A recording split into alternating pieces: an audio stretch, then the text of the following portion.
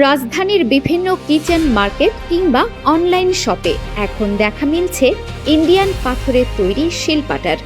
বিক্রেতাদের দাবি, দেশীয় সাধারণ পাথরের তুলনায় এগুলো বেশি টেকসই এবং মশলা বাটতেও সুবিধা হয়। এই শিলপাটাগুলো সাধারণত শক্ত, কালো বা ধূসর পাথর দিয়ে তৈরি করা হয়।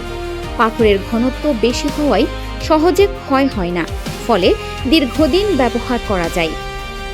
অনেকের মতে শিলপাটায় বাটা মশলার স্বাদ মিক্সারে পেশা মশলার চেয়ে আলাদা, কারণ ধীরে ধীরে বাটার ফলে মশলার আসল ঘ্রাণ ও তেল বজায় থাকে। ভর্তা, সরিষা বা শুকনা মরিচ শিলপাটায় বাটলে স্বাদটাই অন্যরকম লাগে। ইন্ডিয়ান পাথরের শিলপাটা এখন বেশি চলছে।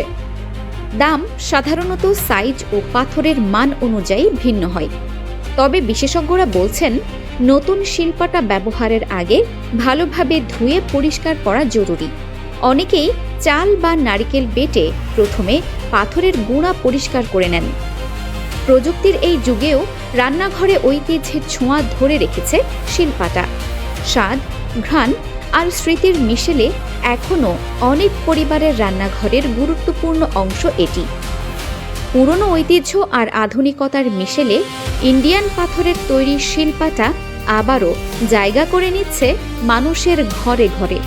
Arfin Farha, desk report, DSK TV।